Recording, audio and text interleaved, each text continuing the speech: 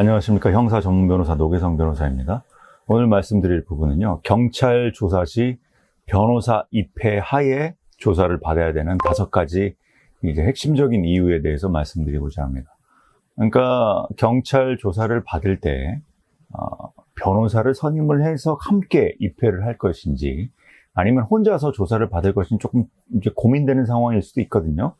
또 어떤 혐의로 조사를 받는지 좀 불분명하거나 비용을 들여서 변호사를 선임할 필요가 있을까, 이렇게 좀 고민하시는 부분이 있을 수 있는데, 우선은 이제 변호사 선임과는 무관하게 제가 기존 영상에서도 말씀드렸습니다만 고소장 정보 공개 신청하는 방법에 대해서는 제가 말씀드렸고요. 그렇게 이제 고소장을 확인한 이후에 그 이후에 변호사를 선임해서 같이 조사받으러 갈 것인지, 아니면 혼자 조사받으러 갈 것인지, 변호사 입회 하에 조사받았을 때 어떠한 점이 조금 도움이 될 수 있고 좀 유리하게 작용될 수 있는지에 대해서 말씀드릴게요. 개인적으로는 사건이 좀 경미하거나 변호사 선임의 필요성이 없는 사안 같은 경우라면 당연히 뭐 굳이 비용을 들여서 변호사를 선임하고 입회할 필요는 없겠지만, 개인적으로는 사건이 조금 민감하거나, 그리고 본인의 경찰 조사 내용, 진술 내용에 따라서 수사 방향 자체가 180도 완전히 변할 수 있는 그런 어떤 중차대한 좀 민감한 상황에 대해서는 반드시 이 변호사를 선임해서 가야 됩니다. 특히나 이제 성범죄 사건, 그리고 뭐 도박 사건, 마약 사건, 피해자가 있는 범죄 같은 경우도 마찬가지지만 피해자가 없는 범죄, 특히나 뭐 뇌물 사건, 변호사법 위반 사건, 마약 사건, 도박 사건, 피해자가 없는 범죄 같은 경우도 변호사 입회 하에 전략적 대응을 전제로 조사를 받는 게 좋고요. 그 5가지 이유 중에 첫 번째는 의뢰인분이 이제 피고소인 내지 피의자로 조사를 받는 데 있어서의 경찰 수사기관이 어떤 질의하는 부분, 그리고 쟁점이 된 부분에 대해서 어떤 전략적 판단을 변호사와 함께 논의를 할 수가 있습니다. 특히나 피의자 신문 조사를 받는 중간중간에 변호사에게 질의를 하고 물어볼 수 있는 과정이 있고요. 그 과정에서 변호사에게 어떤 쟁점 사항에 대해서 물어보고 확인을 받을 수가 있습니다. 어떤 문제된 상황에 처해 있는 분들을 보면 그 사람의 어떤 지위 여하, 그리고 어떤 지식의 수준과는 무관하게 자기 자신의 상황을 객관적으로 판단하지 못하는 경우가 대부분입니다. 오히려 어떤 중차대한 문제, 오류가 전제된 잘못된 판단을 하는 경우는 저는 수도 없이 봤습니다. 그렇게 판단하면 안 됐었는데 그때 당시에 잘못된 판단을 하는 경우가 있다는 것이죠. 사람이 컴퓨터처럼 뭔가 버튼을 누르면 바로 그대로 행동하는 존재가 아니라 감정적이고 어떤 비합리적인 모습을 갖고 있기 때문에 수사기관의 어떤 돌발적인 질문뿐만 아니라 이러이러한 판단을 했을 때 어떠한 결과가 나올 수 있는지, 그에 대한 어떤 객관적인 인식 자체를 당사자가 그 문제 속 내에서는 제대로 판단을 못하는 경우가 있기 때문에 문제에서 한 발짝 벗어나 있는 제3자적인 관찰자적인 입장에 있는 변호사가 어떤 전략적 판단을 하는 데 있어서는 굉장히 큰 도움이 될 수가 있습니다. 또 실질적으로 중간중간에 화장실을 가면서 1시간 정도의 텀을 두고 화장실을 가거나 잠깐 쉴 수 있는데요. 그 과정에서 변호사가 수사 진행 상황 내지 법리적인 판단에 도움을 드릴 수가 있습니다. 저 같은 경우는요, 이게 수사 과정에서 바로 옆에 이렇게 노트북을 옆에 펼쳐놓고 의뢰인분 바로 옆에서 노트북으로 수사 상황 내지 질의 내용을 정리를 하면서 바로 옆에서 메모를 합니다. 경찰 내부의 어떤 내부 지침에 의하면은 경찰 조사에서는 이제 전자기기, 노트북 같은 전자기기를 옆에 놓고 어떤 수사 내용을 메모할 수 있게 해놓게끔 경찰 내부에서는 그 지침이 있고요. 검찰 지침에서는 이렇게 전자기기를 하는 부분에 대해서는 명시적인 규정은 없지만, 요즘 제가 이제 경찰 이후에 검찰 조사를 받아보면 예전 같은 경우는 이 노트북을 사용 못하게 했었습니다. 불과 한 5, 6년 전만 해도요. 특수수사, 특수부 같은 경우는 오히려 또 옆자리에 앉게 하는 경우도 있었고, 대각선 뒤에 앉으라고 하는 경우도 있었고, 이렇게 뭐 전자기기를 지시하지 못하게 하는 경우도 있었지만, 요즘은 그렇지 않습니다. 요즘엔 노트북 갖고 메모하는 부분에 대해서는 딱히 제지를 하지 않아요. 그렇기 때문에 수사 과정을 이제 변호사가 그 옆자리에서 메모를 할 수가 있고요.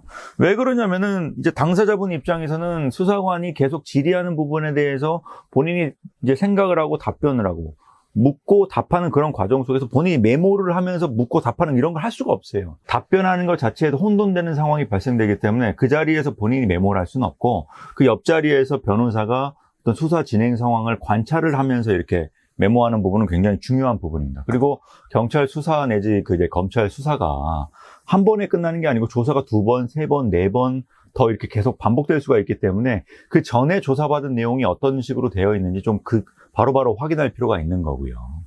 세 번째로 이제 변호사를 입회하에 조사를 받으셔야 되는 또 가장 중요한 이유 중에 하나가 변호인 의견서를 만들어서 그 서면 제출을 통해서 경찰 내지 검찰 수사관을 설득하는 과정이 있을 수 있습니다.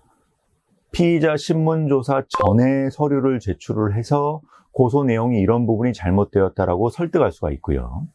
또 조사된 이후에 조사 과정에서 문제된 그 쟁점 사항에 대한 부분을 확인을 해서 서류를 제출하는 경우. 수사권 조정 이후에 제가 느낀 부분은 많은 문제점이 있는 부분은 맞지만 뭐 수사 절차가 지연되는 부분에 대해서는 맞지만 제가 느끼기에는 경찰 수사관 분들이 좀 더 책임감을 가지고 본인들이 불송치 여부에 대한 결정을 하실 수가 있기 때문에 변호사가 제출한 서면에 대해서는 굉장히 꼼꼼하게 검토한다는 생각을 가지고 있습니다. 예전에는 그렇지 않았어요. 예전에는 이미 검찰의 어떤 검사의 수사 지휘를 받았고 경찰에서 어떻게 결정을 내리든 검사가 실질적인 결정 권한을 갖고 있기 때문에 어떤 서류를 제출을 해도 경찰에서는 제대로 봐주지 않는 경우가 많았고 특히나 검찰에서도 서류를 제출하면 우선 보지 않습니다. 그냥 옆으로 치워놓을 뿐이에요.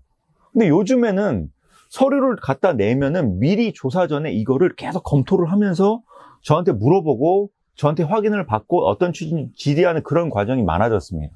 그리고 실제로 조사 이후에 제가 어떤 서류를 냈을 때 그 부분이 반영되는 경우도 굉장히 많아졌고요. 그게 왜 그러냐면은 저 같은 경우도 억지스러운 주장을 해서 말도 안 얼토당토한 얘기를 하려고 하지는 않습니다. 제가 납득을 하고 객관적으로 봤을 때 제가 납득할 수 있는 내용을 경찰 수사관에게도 말씀드리고 그런 부분이 반영이 돼서 합리적인 결과가 나오도록 조율을 하는 것이지 뭐 그냥 말도 안 되는 입증되지 않은 부분을 갖다가 억지스럽게 주장하지는 않기 때문에 제가 제출한 서면 내용을 보고 어느 정도는 받아들이는 부분이 있습니다.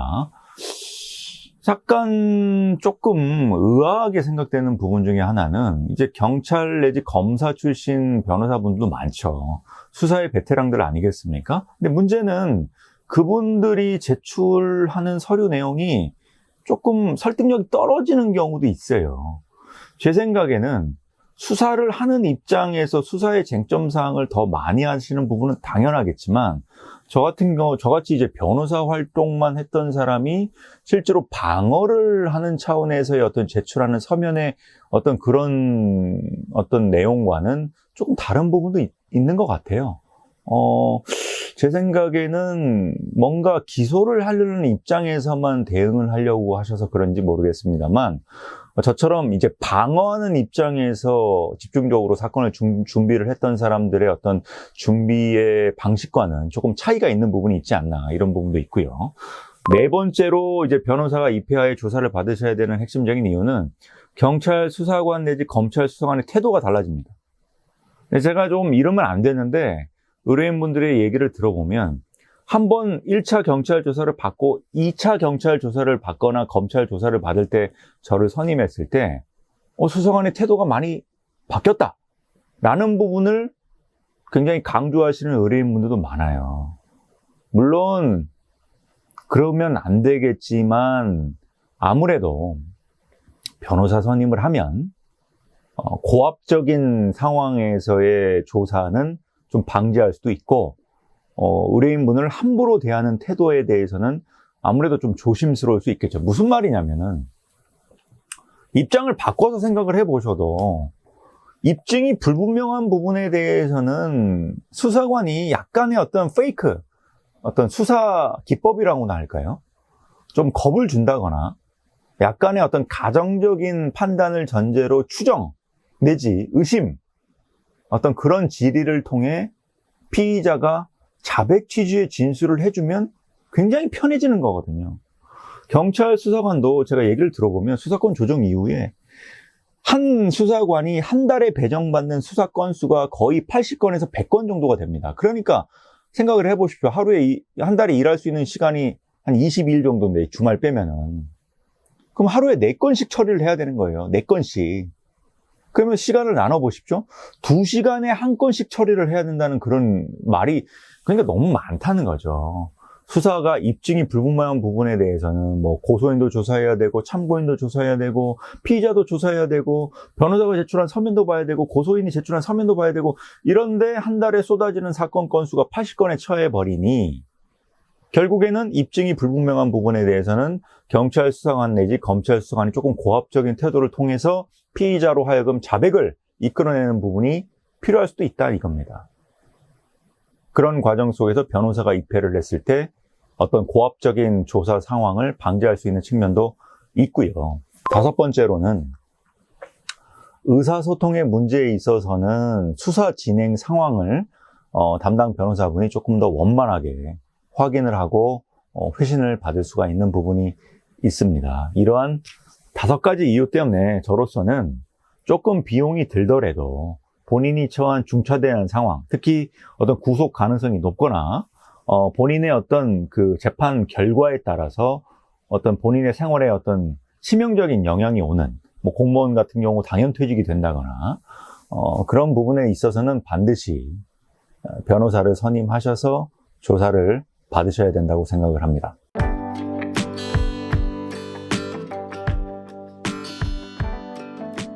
경찰 조사를 받으셔야 될 상황이 됐을 때 만약에 변호사 입회를 원하시는 분들이 계신다면 한번 사실관계나 고소장을 저한테 보내주시면 제가 그 내용을 살펴보고 첫째로 변호사가 입회를 해야 될 사안인지 그리고 2번째로 변호사 입회를 했을 때 어떤 전략적 대응을 할 수 있는지 그 부분에 대해서 간단히 설명드릴 수 있으니까요.